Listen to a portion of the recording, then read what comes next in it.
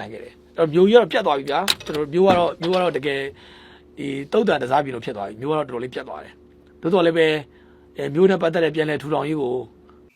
မိတ်ဆွေများလုံးပဲမင်္ဂလာပါကျွန်တော်အခုခေါ်မှာတော့ကိုတိုးရဲ့သတင်းသုံးချက်လေးချိုးနားထောင်ကြည့်အောင်ခင်ဗျနောက်ထပ်တင်ဖို့ဆက်ပြီးတင်ပြပေးကြပါမယ်ဒါကတော့အင်းတော်မြို့မှာတက်မတော်ကနိုင်ငံတော်လမ်းနေစိုက်ထူတော်မှာဖြစ်ပါတယ်အဲ့တော့အင်းတော်မြို့နယ်သူမြို့နယ်သားတွေမိမိဒေသကနေပြီးနေရဲဆောင်ခဲ့တာနှစ်တည်းလဲတော်တော်လေးများနေပါပြီနေရဲဆောင်ရှောင်လာပြီးတဲ့နောက်ပိုင်းမှာသူတို့ရန်ကုန်မန္တလေးနေပြည်တော်ပြည်ဦးလွင်စတဲ့နေရာဒေသအသီးသီးပေါ့နေပြည်တော်ပေါ့သူတို့ရောက်လာကြတယ်ရောက်လာပြီးတော့သူတို့ရဲ့သားသမီးတွေထပ်မှာကတ်နေတာတွေသူတို့ရဲ့ရွှေမျိုးတွေထပ်မှာကတ်နေတာတွေဘုံကျောင်းတွေမှာကတ်နေတာတွေတချို့တော့အိမ်ကားနဲ့နေတာတွေဘဝကိုခက်ခဲနဲ့သူတို့ရှင်းသန်နေကြပါတယ်အဲ့တော့များမကြမီကာလမှာတက်မတော်ကအင်းတော်မြို့မှာနိုင်ငံတော်အလံလေးစိုက်ပါမယ်ကျွန်တော်တို့ရဲ့တက်ချုပ်ကြီးကျွန်တော်တို့ခင်ဗျားတို့ရဲ့တက်ချုပ်ကြီးကလက်တံပြောင်းပါတယ်လက်တံပြောင်းပါတယ်အကျန်းဘက်ကိုပြက်သားရှင်းပါတယ်ပြက်သားနှိမ်နေပါတယ်အကျန်းဘက်အုပ်စုတွေရဲ့စကန်နေရာကိုတိုက်လင်တစည်းနဲ့မဖြစ်ပါဘူးပြီးရင်ကျွန်တော်တို့3စီး4စီးနဲ့ပြစ်ပါတယ်ပြစ်တာတယ်မရသေးဘူးလွတ်သွားမှာဆိုလို့အပေါ်ကဝိုင်တွေကပြန်ပြီးတစ်လုံးချင်းပြစ်ချပေးပါတယ်လွတ်เสียအောင်အကြောင်းမရှိပါဘူးလာပါလိမ့်မယ်ဒီကနေ့ဆိုကျွန်တော်ကြောက်တော်ပေါ်မှာထက်ကျဲနေတယ်ကျဲပြီးတော့ကမှထပ်ပြီးပြစ်ချပေးနေတယ်တက်ချုပ်ကြီးကတော့အကျန်းဘက်တွေနဲ့ပတ်သက်ရင်ပြက်သားအောင်နှိမ်နေပါတယ်နှိမ်နေရခြင်းအကြောင်းရင်းကအကျန်းဘက်သမားတွေရှိနေတဲ့နေရာတွေအားလုံးမှာကျွန်တော်တို့ပြည်သူတွေရဲ့ရပိုင်ခွင့်တွေအားလုံးဆုံးရှုံးပါတယ်ကျွန်တော်တို့အခြေခံရပိုင်ခွင့်တွေဖြစ်တဲ့နံပါတ်1လျှက်စစ်မီရရှိမှုနံပါတ်2ဆက်သွယ်ရရှိမှုနံပါတ်3တန်ရှင်းတဲ့တောက်သုံးရရှိမှုနံပါတ်4ခင်ဗျားတို့ရဲ့ကျန်းမာရေးဝန်ဆောင်မှုနံပါတ်5ကလေးတွေရဲ့ပညာရေးဒါတွေရရှိဖို့အတွက်တက်မတော်ကထိုးစစ်ဆင်တိုက်နေတာတက်မတော်ရဲ့ရွေးချက်ကရှင်းရှင်းလေးပဲပြည်သူလူထုရဲ့အကျိုးစီးပွားအတွက်တိုက်တာတက်မတော်ကဘုံကျဲတယ်ဆိုတော့လေပြည်သူလူထုရဲ့အကျိုးစီးပွားအတွက်ကျဲတာဗျာကျွန်တော်တို့ခင်ဗျားတို့ရဲ့အနာဂတ်အတွက်ကျဲတာတိုင်းပြည်အနာဂတ်အတွက်ကျဲတာပြည်သူတန်းပေါင်းများစွာရဲ့အနာဂတ်အတွက်ကျဲတာထက်ကျဲပါလိမ့်မယ်ထက်လာပါလိမ့်မယ်လက်ရှိကျွန်တော်တို့တက်မတော်ကအင်းတော်မျိုးပြန်ပြီးထိချုံနိုင်ဖို့အတွက်ဒီရက်ပိုင်းမှာကျွန်တော်ထိုးစစ်တွေအကြီးစားပါမယ်အဲ့တော့ဒါနဲ့ပတ်သက်ပြီးအကြမ်းဖက်အုပ်စုတွေရဲ့မီဒီယာတွေမှာလည်းရေးသားနေပါတယ်တက်မတော်ကထိချမျိုးကိုပြီးခဲ့တဲ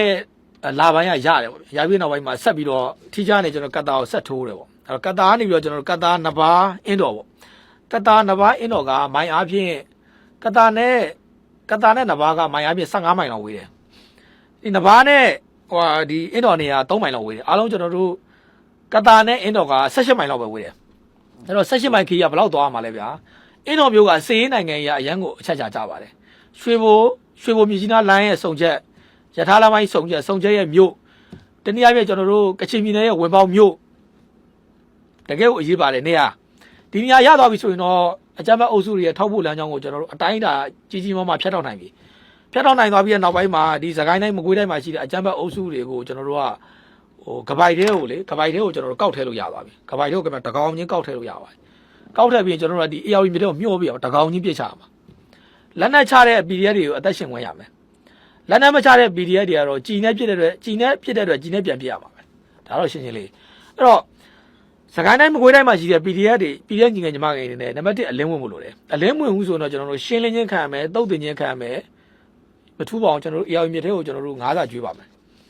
ဒီကြီးနဲ့လာတဲ့ကြီးနဲ့ပြစ်တဲ့အကြမ်းဖက်အုပ်စုကျွန်တော်ကြီးနဲ့မပြစ်လို့တော့မရဘူးဗျဒီစကိုင်းတိုင်းမကွေးတိုင်းမှာရှိတဲ့ PDF တွေအနေနဲ့ကိုဘွားအသက်ရှင်ရက်တည်အတွက်စွန့်စားဖို့လိုပါတယ်စွန့်စားတဲ့အခါမှာခင်ဗျားတို့စွန့်စားတဲ့အခါမှာနံပါတ်1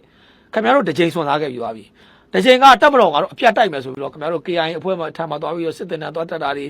TNL အဖွဲ့ထမ်းမှာသွားပြီးစစ်တင်တန်းသွားတက်တာတွေမျိုးတွေဝင်တိုက်တာတွေခင်ဗျားတို့လုပ်ခဲ့ပြီးသွားပြီ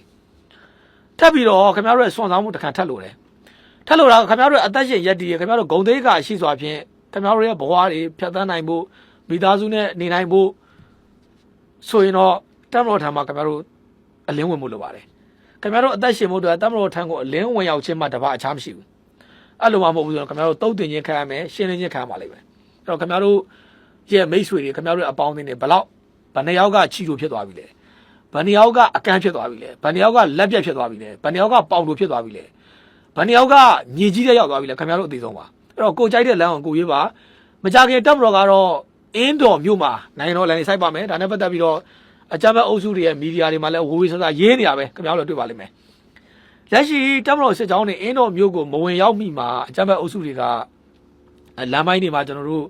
အမိုင်းတွေနဲ့ကားတာတွေတ တကယ်ကျွန်တော်အရေးကြီးတဲ့ point တွေမှာသူတို့နေရာယူထားတာတွေပြီးတော့ကျွန်တော်အင်းတော်မြို့ထဲမှာသူတို့ကဒီမိုင်းနေနဲ့ခံထားတာတွေပြီးရင်ကျွန်တော်အင်းတော်မြို့မှာကျဟိုတယ်တွေရဲ့ကျွန်တော်တို့အပေါက်တွေကနေပြီးတော့ဒါစနိုက်ပါနဲ့ထောက်တာတွေဆက်လက်နဲ့ထောက်တာတွေစသဖြင့်ပေါ့ဗျာသူတို့ဟိုတယ်တွေပြီးရင်အထက်မြင့်အဆောက်အဦတွေမှာသူတို့နေရာယူလိုက်တောက်လျှောက်လုံးနဲ့ခံစစ်ကိုကျွန်တော်တို့တောက်လျှောက်ခံစစ်ပြင်ထားကြတယ်ပေါ့ခံစစ်ပြင်ထားကြတယ်သူတို့ဘယ်လောက်ခံစစ်ပြင်နိုင်မလဲပေါ့တပ်မတော်ကဒီခံစစ်တွေကိုချိုးပြလာတာအခုမှမဟုတ်ဘူးအကြမ်းဖက်အုပ်စုတွေရဲ့ခံစစ်ကိုတပ်မတော်ချိုးပြလာတာကမန္တလေးမြို့ရဲ့အကျော်ပသိမ်ကြီးနဲ့မရိယာအဆက်မြကန်သားတို့ဘာလို့ကတကြောတဲ့တိုက်ပလိုက်တာခင်ဗျအိမ်မှာစင်ကူးတို့လက်ပံလာတို့တပိတ်ချင်းတို့တစ်ဖက်မိုးကုတ်တို့တစ်ဖက်ကကျွန်တော်တို့တပိတ်ချင်းတွင်းငယ်တို့တွင်းငယ်တကောင်းပြီးရင်ကျွန်တော်တို့တစ်ဖက်မိုးမိတ်ရင်းညာဦးမိုးမိတ်ပြီးရင်တစ်ဖက်ကျွန်တော်တို့တကောင်းနေပြီးတော့အမှကျွန်တော်တို့ထီးချိုင်နေကတာနေလည်းရှိအင်းတော့ဆက်လာလိမ့်မယ်အဲ့တော့ကျွန်တော်ကတော့ဒီကတာနဲ့ပတ်သက်ရင်ပထမကျွန်တော်ကတာကိုသွားဖို့လည်းကျွန်တော်ပြင်ဆင်ခဲ့တယ်တိုးတော့လည်းပဲဟိုကတာတော့ကျွန်တော်မသွားတော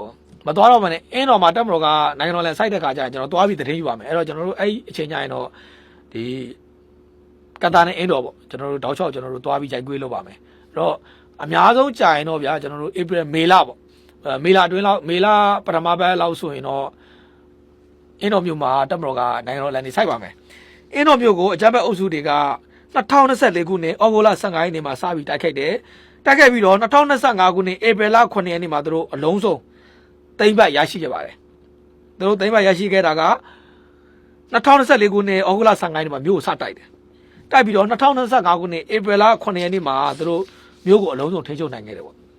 ထိန်းချုပ်နိုင်ခဲ့တယ်အဲ့တော့မြို့ကြီးကတော့ပြတ်သွားပြီဗျာကျွန်တော်မြို့ကတော့တကယ်ဒီတုတ်တန်တစားပြည်လို့ဖြစ်သွားပြီမြို့ကတော့တော်တော်လေးပြတ်သွားတယ်တိုးတော်လည်းပဲမြို့နဲ့ပတ်သက်တဲ့ပြန်လည်ထူထောင်ရေးကို